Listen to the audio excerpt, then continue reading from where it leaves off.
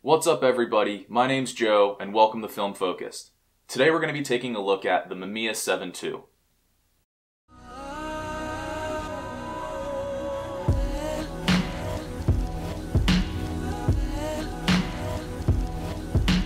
The Mamiya 7 is a medium format rangefinder that shoots 6x7 negatives.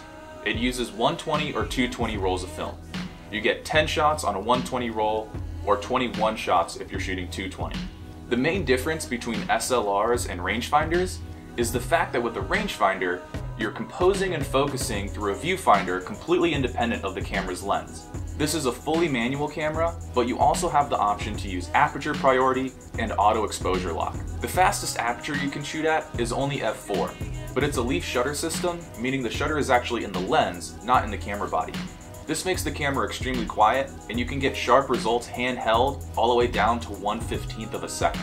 There's a total of 6 lenses that you can use with this system. I own 3 of the lenses, the 80mm, the 65mm, and the 43mm.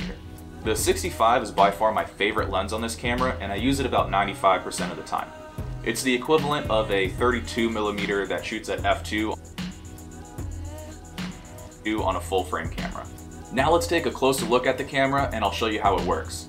Alright, so right here we have your shutter button and the on-off switch. Red means off, white means on. Just above that we have your frame counter. This counts up with you, so when you're on your first shot it'll say 1, when you're on your last shot it'll say 10. Behind that we have your film advance lever. It's a really smooth lever and it has a nice soft closing feature. This means it's pretty quiet when it slaps back to the camera and you don't have to worry about hurting the gears inside the camera. On top of the camera we have your shutter speed dial, which doubles as your ISO dial. Your shutter speeds range from bulb all the way to 1/500th of a second. This is also where you would put the camera into aperture priority mode or auto exposure lock. Your ISO settings range from 25 all the way to 1600, and they're set in 1/3 stop increments. You also have the option to use exposure compensation, and that's located right here in between the shutter speed dial and the film advance lever. You can go all the way from +2 down to -2, and this is also set in 1/3 stops. Now on the middle of the camera we have your hot shoe mount, and this is a really great feature. You can use on-camera speed lights or control strobes that are off camera, and because this is a leaf shutter system, you can actually sync at 1/500th of a second, which is faster than most DSLRs. Now on the bottom of the camera, we have your normal tripod thread that fits any tripod mount, and this dial actually controls the dark slide that's in the camera, and I'll show you how that works in just a sec. On the front of the camera, we have your self-timer button right here. It's automatically set to 10 seconds and you can't adjust it. It's a pretty nice feature, but I don't use it too often. Just below the lens, we have your lens release button, and on the opposite side, we have a sync port. And on the far left, we also have the option to use a threaded cable release.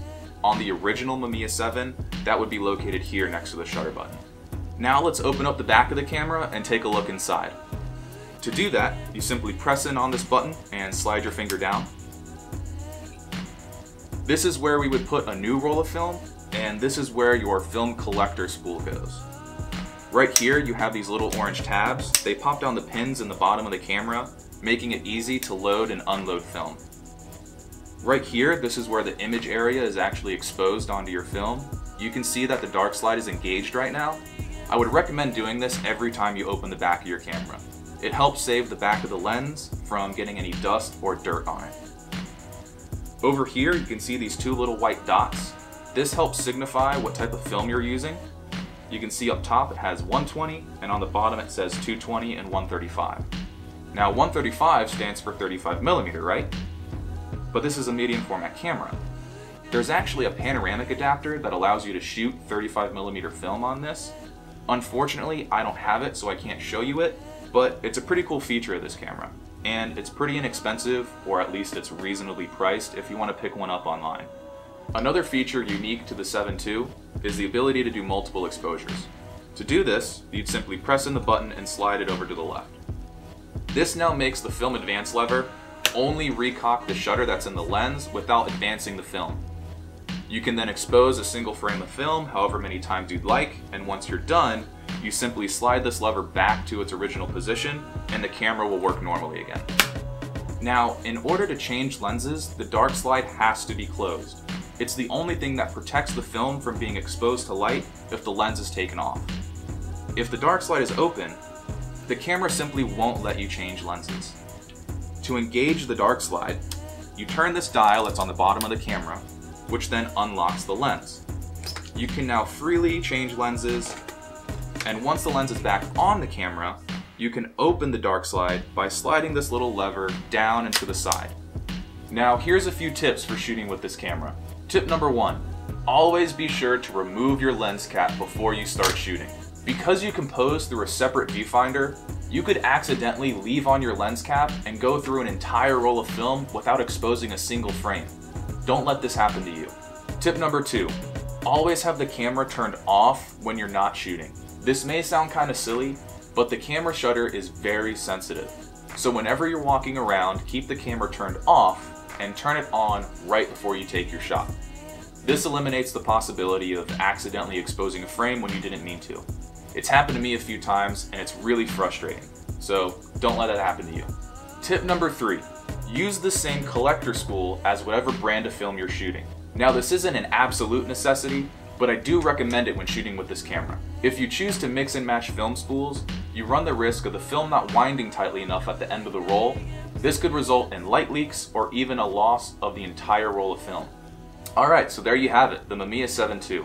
Even though this is a beast of a camera, it's pretty lightweight due to the fact that the camera body is actually made out of plastic, not metal. This makes this camera wonderful for travel, landscape, documentary, and street photographers.